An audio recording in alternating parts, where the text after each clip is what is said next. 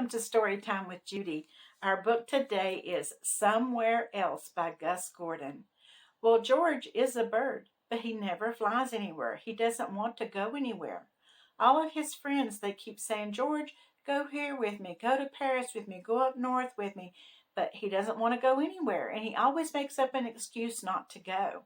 Until one day, his friend Pascal finds out the real reason why George never goes anywhere.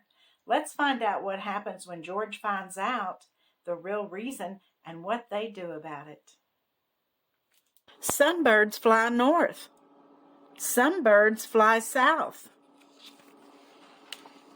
Some birds take the bus. Most birds go somewhere. George Laurent wasn't like most birds. George never went anywhere. Not here, not a little over here, or here, not even here, not anywhere. I like it here better than anywhere else, he told himself. Besides, there was always something nice baking in the oven. George Laurent had a gift for baking the most astonishing pastries. Friends were always dropping by on their way to somewhere else. One morning, Penelope Thornwhistle declared, "This eclair is almost as spectacular as soaring high above a sunrise in the Andes.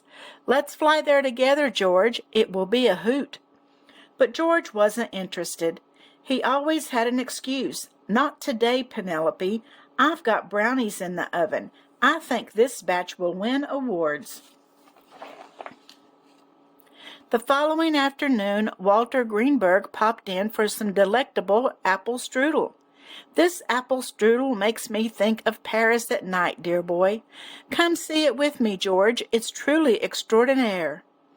"So sorry, Walter," said George. "I'd love to come, but I've got a mountain of ironing to do."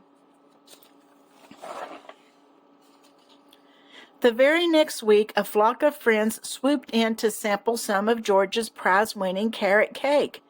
"Have you seen the Alaskan tundra in the fall?" they cried. "It's like this cake. There are no words to describe its beauty." "How about whoa?" someone suggested. Whoa wasn't enough. George wasn't going nowhere. "Sorry, I've got a yoga class that day," he said. As the seasons passed by, everyone stopped asking George if he wanted to go somewhere else with them. He was far too busy, it seemed. Winter arrived, and George found himself alone. Except for Pascal Lombard. Pascal was searching for a warm place to spend the winter. "I wish I could fly, George," he said.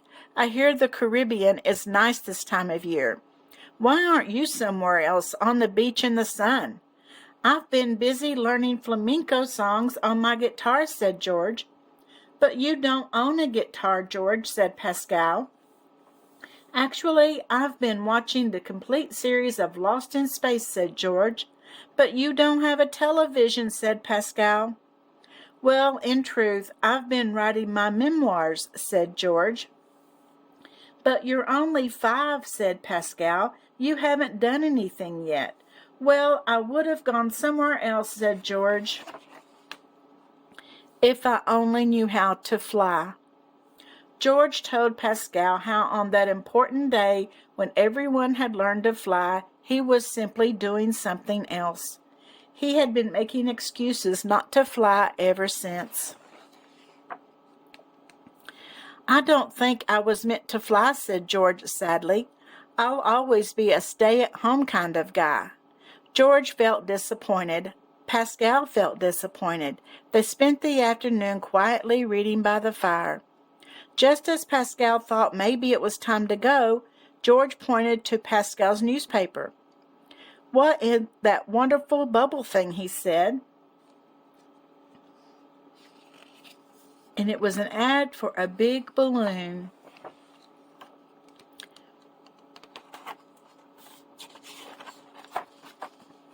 It just so happened that Pascal Lombard was remarkably good friends with his hands. George and I am remarkably good with my hands, he announced. I can build it, and so he did. It took all winter. It turned out Pascal Lombard wasn't actually very good with his hands. Finally, after some hiccups, and there they go. We are flying, Pascal, said George. Yes, we are, George, said Pascal. Where shall we go? I have some ideas, said George. They traveled to all the places they had heard about and some they hadn't. Paris at night really is extraordinaire, said George. George and Pascal flew for months. The world was bigger and more exciting than they had ever imagined, but something was missing. George's homemade pie. Where shall we go next winter? Said Pascal. Anywhere, somewhere else, said George.